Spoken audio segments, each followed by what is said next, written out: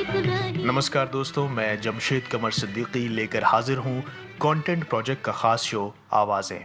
इस शो में हम बात करते हैं उन शख्सियात की जिन्होंने अपने फन और हुनर के जरिए इस दुनिया को खूबसूरत बनाया। वो आज भले हमारे बीच ना हो, लेकिन उनका काम उनकी आवाज़ बनकर हमेशा गूंजता रहेगा। इस कड़ी में आज बात कर रहे हैं उस शख्सियत की जिसने हिंदी फिल्मों के ब्लैक एंड व्हाइट और कलर दोनों दौर में एक तरफ तो अपनी अदायगी से हम सबको हंसाया और दूसरी तरफ अपनी खूबसूरत आवाज से कई नगमों को यादगार बना दिया। आज जिक्र होगा उमा देवी खत्री उर्फ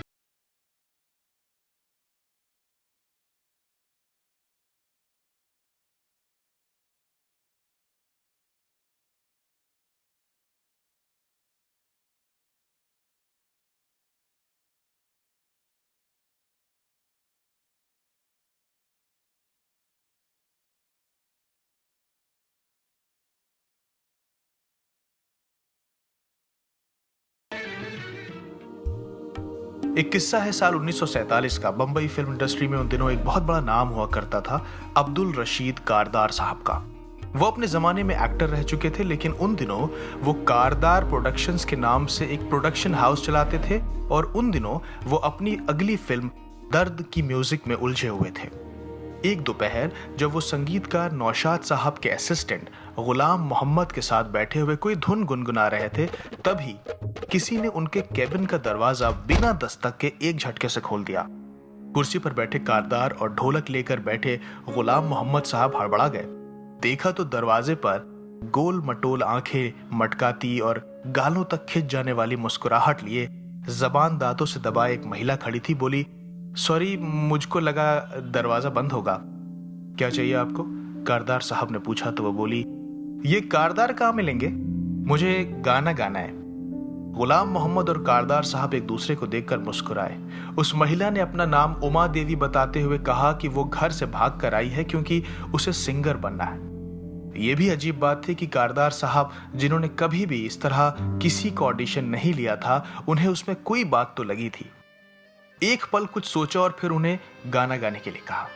उमा देवी ने फिल्म जीनत का एक गाना आंधियां गम की यूं चली बाग उजड़ के रह गया गाया।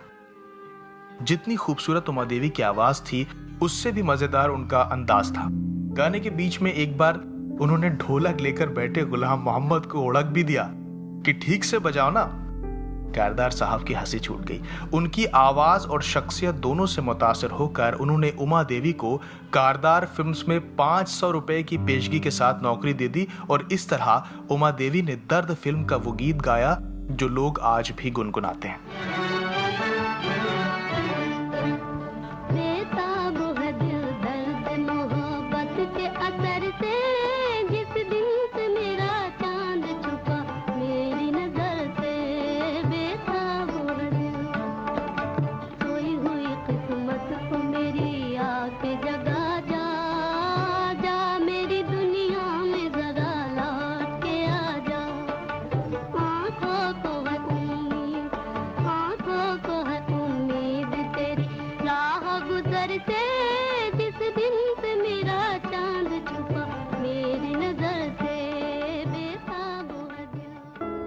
उमा देवी उर्फ टुनटुन की पैदाइश उत्तर प्रदेश में मथुरा के पास एक गांव की है, 11 जुलाई 1923 की।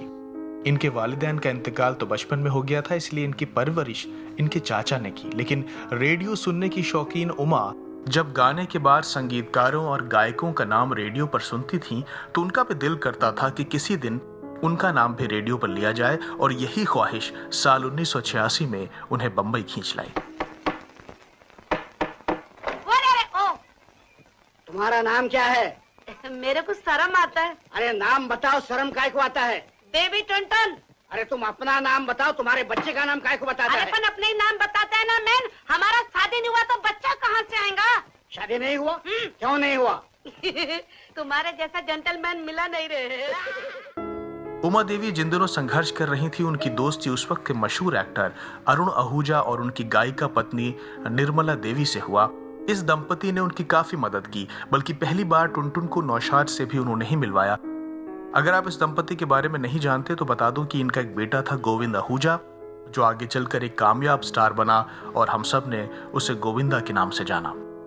तो खैर, टुनटुन की मुलाकात नौशाद से हुई तो वो भी उनकी हंसोड़ शख्सियत से उनके मुरीद हो गए।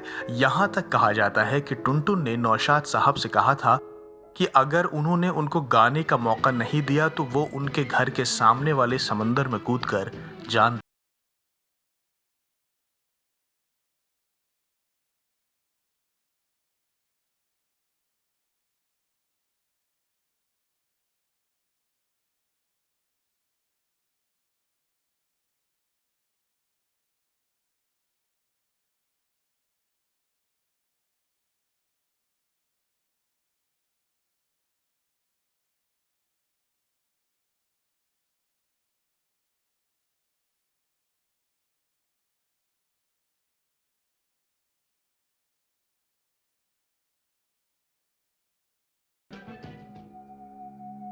उमा देवी का नाम टुनटुन कैसे पड़ा, इसका श्रेय दिलीप कुमार को जाता है। साल 1950 में आई फिल्म बाबुल में उन्होंने दिलीप कुमार के साथ काम किया और इस फिल्म में उनका नाम टुनटुन था और इसके बाद दिलीप कुमार ने ही उनका नाम टुनटुन रख दिया और फिर वो इसी नाम से जानी गई।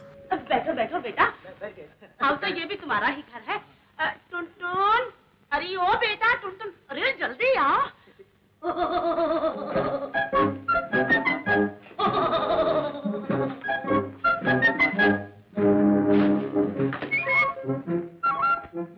अजीब लड़की है, फूल की पंखड़ी से ज्यादा नाजुक।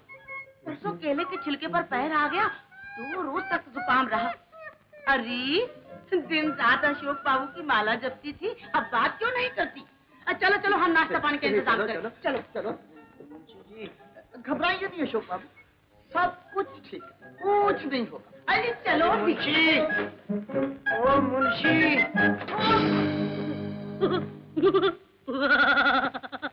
कहाँ जाता है? बैठना। वो मुंशी जी क्यों चले गए? मेरे और तेरे लिए। सुना है तेरे को गाना बड़े मजे मजे का आता है। आता था, लेकिन अब तो मैं सब कुछ भूल गया। अपने फिल्मी करियर में गुरुदत्त की मिस्टर एंड मिसेस 55 समेत 198 फिल्मों में काम करने वाली टुनटुन ने अपने वक्त के तमाम बड़े कॉमेडियंस भगवान दादा, आगा, मुकरी और जॉनी वॉकर के साथ काम किया और भारत की पहली महिला कॉमेडियन के तौर पर पहचानी गई। 90 के दशक में टॉम ऑल्टर के साथ एक गेस्ट टॉक शो में टुनटुन ने अपने पुराने दिनों को याद करते हुए कहा था, हमारे देखो मन्ना डे साहब कितना अच्छा गाते हैं, ठीक है, और भी कितने कलाकार हैं उम्र वाले, पर जमाना हमारा पीछे रह गया, उनका आगे आ रहा है जो नए कलाकार हैं। जैसे आप कॉमेडी में पूछना चाहें कि आजकल की कॉमेडी कैसी है, आजकल इतने जो कलाकार हमारे कॉमेडी कर रहे हैं, जो भी हैं, जी जी जी, टीवी पर देख लो, पिक्चरों में देख लो, तो ये उनका जमाना है, ये उनका एक शानदार जमाना है। इससे पहले हमारा जमाना भी ऐसा ही था। तो जमाना हर एक का साथ थोड़ी देता है, आज ये हैं, कल वो हैं, परसों वो हैं, ऐसे चलता है। टुनटुन के बारे में एक बात काफी मशहूर है कि उन दिनों जब उनके साथ के सारी एक्ट्रेस डाइटिंग करती थीं, वो फिल्म के सेट पर हमेशा डिब्बा लेकर आती थी जिसमें मिठाइयाँ होती थी। जरा सा मौका मिलता था कि वो डिब्बा खोलकर एक मिठाई मुंह में रख लेती थी। कोई पूछता था कि इतना क्यों खाती हो, तो वो हंसते हुए कहती थी, मुझे मेंटेन करना पड़ता है। मजा आया? मजा क्या, सुझा के रख दी।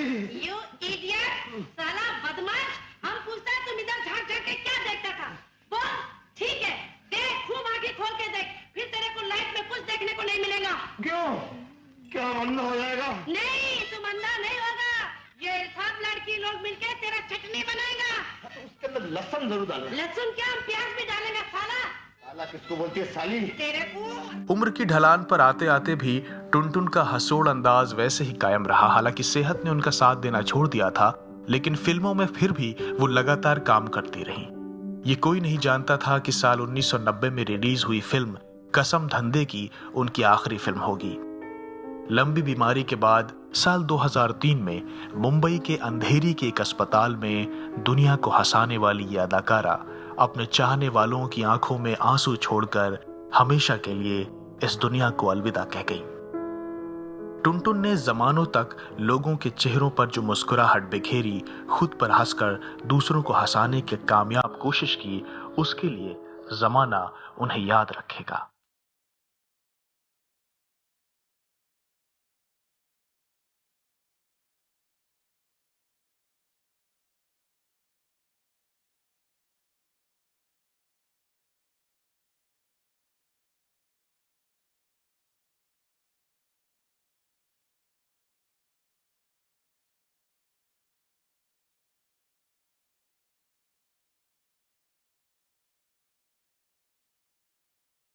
तो आवाज़ें के इस एपिसोड में इतना ही। मैं जमशेद कमर सिद्दीकी आपसे फिलहाल विदा लेता हूं, इस वादे के साथ कि अगले शनिवार फिर लौटूंगा किसी और शख्सियत के जिक्र को लेकर।